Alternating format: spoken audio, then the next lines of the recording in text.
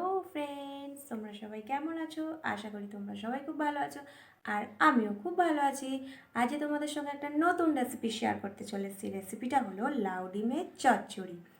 চলো দেখে নেওয়া যাক লাউ ডিমের চচ্চড়িটা আমার কীভাবে তৈরি করলো। লাউ ডিমের চচ্চড়ি বানাতে সবার প্রথমে লাগবে লাউ, কাঁচা লঙ্কা, পেঁয়াজ আর টমেটো।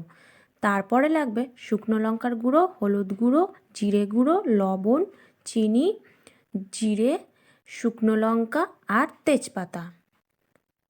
তারপরে লাগবে দুটো ডিম। আমাদের বাড়িতে হাঁসের ডিম ছিল, তাই দুটো হাঁসের ডিম নিয়ে নিয়েছি। যাদের বাড়িতে মুরগির ডিম থাকবে তারা মুরগির ডিমও ব্যবহার করতে পারো, কোনো অসুবিধা নেই। তারপরে মা কী করলো, কড়াইয়ের মধ্যে তেলটাকে গরম করতে বসিয়ে দিল। তেলটা একটু গরম হয়ে যেতেই মা ডিমগুলোকে ভালো করে ফাটিয়ে দিয়ে দিল কড়াইয়ের মধ্যে। দেখো ডিমগুলো কেমন ঝুরি ঝুরিভাবে ভেজে নিয়েছে। ডিম ভাজা হয়ে গেছে। তারপরে কি করলো, আবার কড়াইয়ের মধ্যে সর্ষের তেল গরম করতে বসিয়ে দিল। তারপর দিয়ে দিল গোটা জিরে, আর দিয়ে দিল শুকনো লঙ্কা, তেজপাতা আর কাঁচা পেঁয়াজ কুচি দিয়ে ভালো করে এগুলোকে একটু লাল লাল করে ভেজে নিতে হবে।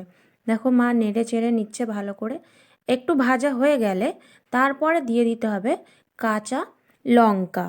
তারপরে কেটে রাখা লাউগুলোকে সব একে একে দিয়ে দিতে হবে। দেখো কেটে রাখা লাউগুলোকে একে একে সব দিয়ে দিল। দিয়ে ভালো করে একটু নেড়ে চেড়ে নিতে হবে। তারপরে একে একে মশলাগুলোকে দিয়ে দিতে হবে। সবার প্রথমেই দিয়ে দিতে হবে হলুদ গুঁড়ো পরিমাণ মতন, তারপরে লঙ্কা গুঁড়ো, তারপর জিরে গুঁড়ো আর স্বাদ মতন লবণ দিয়ে ভালো করে একটু মশলার সঙ্গে লাউগুলোকে একটু নেড়ে চেড়ে নিতে হবে। দেখো লাউগুলো থেকে আস্তে আস্তে কত জল বেরোচ্ছে। তারপর দিয়ে দিতে হবে পরিমাণ মতন আদা বাটা। দিয়ে সব মশলাগুলোকে লাউয়ের সঙ্গে ভালো করে নেড়ে চেড়ে মিশিয়ে নিতে হবে। দেখো কত জল বেরোচ্ছে। এবারে কি করতে হবে, ঢাকা দিয়ে দিতে হবে, কারণ লাউগুলোকে তো সেদ্ধ হতে হবে। তাই ঢাকা খুলে কিছুক্ষণ পরেই দেখো মা দিয়ে দিয়েছে ডিম ভাজাগুলো দিয়ে দেওয়ার পর আবারও একটু নেড়ে চেড়ে ঢাকা দিয়ে দিতে হবে। নেড়ে চেড়ে ঢাকা দিয়ে দেওয়ার পর কিছুক্ষণ পর আবার খুলে দেখতে হবে সেদ্ধ হয়েছে কি না। সেদ্ধ হয়ে গেলে ভালো করে একটু নেড়ে চেড়ে নিয়ে তারপরে দিয়ে দিতে হবে পরিমাণ মতন গরম মশলার গুঁড়ো। গরম মশলার গুঁড়োটা দিলে কি হয়, গন্ধটা খুব সুন্দর হয়। তার জন্য মা গরম মশলার গুঁড়োটা দিয়ে দিল। ভালো করে নেড়ে চেড়ে শুকনো করে নিতে হবে।